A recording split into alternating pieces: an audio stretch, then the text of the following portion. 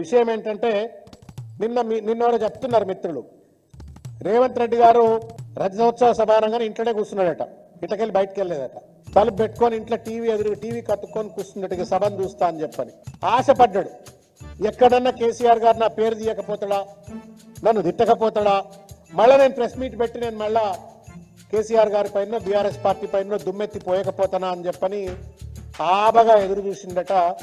కానీ కేసీఆర్ గారు పరికరాల పేరు ఎందుకు బయటకు తీయాలా అని చెప్పని ఆయన శుతిమెత్తగా ఎవరికి ఏం చెప్పాలని అది చెప్పేసి, చెప్పకపోతే అలిగి రాత్రి అన్నం తినకుండా పడుకున్నాడు రేవంత్ రెడ్డి. నన్ను ఒక్క మాట అనడా రేవంత్ రెడ్డి కేసీఆర్ గారు, ఇంత పెద్ద మీటింగ్ పెట్టే ఒక్క మాట అనడా అని అననట్టు అర్థం కానట్టు అన్నాడు అని చెప్పని అలిగి అన్నం తినలేదట.